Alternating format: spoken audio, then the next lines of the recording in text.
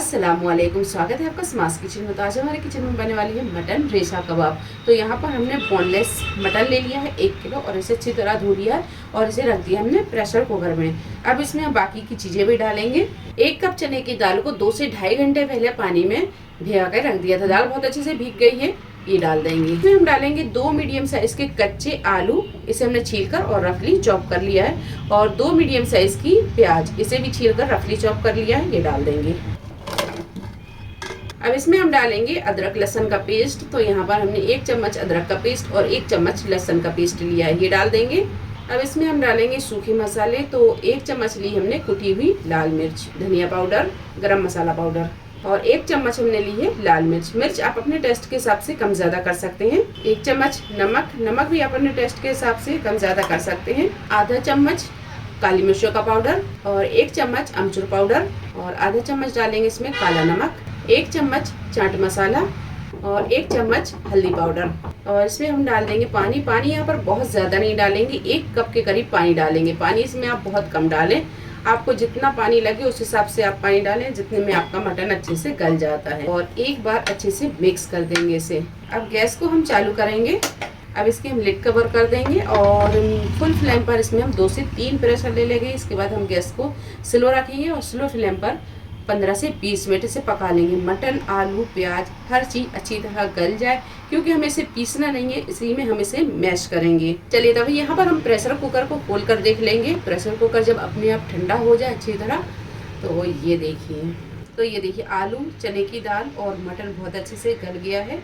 इसे हम एक बार चला कर दिखा देते हैं आपको। ये देखिए पानी भी इसमें बिल्कुल नहीं है और सारी चीजें जो हैं वो अच्छे से गल गई हैं। तो अब एक मैशर लेंगे और मैशर से इसे अच्छे से मैश कर लेंगे। आप चाहें तो इसे निकाल कर दूसरे बर्तन में भी मैश कर सकते हैं, लेकिन हम इसे प्रेशर कुकर में ही मैश कर ले रहे हैं। तो ये देखिए सारे पेस्ट को हमने अच्छे से मैश कर लिया है और आप यहाँ देख सकते हैं इसका रेशा भी दिखने लगा है, ये देखिए। अब इसे हम डालेंगे एक दूसरे बर्तन में। कबाब की पेस्ट को हमने एक दूसरे बर्तन में निकाली है। तो इसमें हम डालेंगे 3 मीडियम साइज की बारीक कटी हुई प्याज, बारीक कटा हुआ हरा धनिया, 1 से 2 हरी मिर्च। मिर्च अपने टेस्ट के हिसाब से कम ज़्यादा कर सकते हैं। हमने इसमें लाल मिर्च और कुटी हुई मिर्च भी डाली है, तो मिर्च को आप अपने टेस्ट के हिसाब से देख लें। और यहाँ पर हमने लिया है बारीक कटा हुआ पुदीना। ये सारी चीज़ें हम इसमें डाल देंगे। अच्छा, आप यहाँ पर नमक को चख लें। अगर नमक कम लगता है तो फिर हम नमक आप इसमें और डाल सकते हैं। और नमक को आप चख लें, अगर नमक कम लगता है तो फिर नमक आप इसमें और डाल सकते हैं। और बस ये सारी चीज़ों को कर लेंगे अच्छे से मिक्स। जब सारी चीज़ें अच्छी तरह मिक्स हो जाएं तब इसके हम कबाब तैयार कर लेंगे। तो कबाब आप अपने हिसाब से बड़े छोटे जैसे भी आपको पसंद हो उस हिसाब से बना लें। हम यहाँ पर बहुत बड़ी या बहुत छोटी नहीं रखेंगे, मीडियम साइज के कबाब बनाकर तैयार करेंगे। आप चाहें तो अंडे को इसी पेस्ट में डालकर मिक्स कर सकते हैं या फिर आप अलग से अंडे को यूज कर लें। तो बस इस तरह ये सारे कबाब बनाकर हम तैयार कर लेंगे। ये कबाब हमने तैयार कर लिए हैं, अब इन्हें हम फ्राई करेंगे। और इस स्टेज पे आप कबाबों को फ्रीज भी कर सकते हैं। तो इस तरह कबाबों को बनाएं और इसे फ्रिज में रख दें।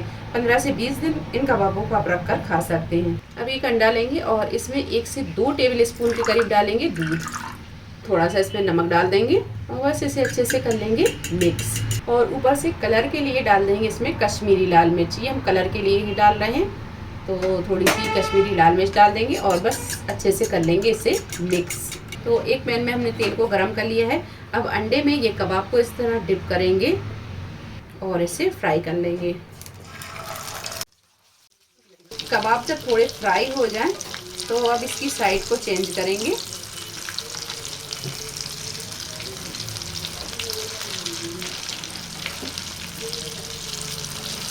कबाब जब दोनों साइड से अच्छी तरह फ्राई हो जाए, ये देखिए दोनों साइड से अच्छी तरह फ्राई हो गए।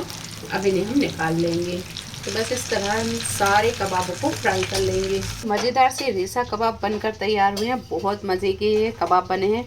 रेसिपी कैसी लगी ज़रूर बताएं। रेसिपी पसंद आई हो लाइक करें, शेयर करें, चैनल को सब्सक्राइब करें।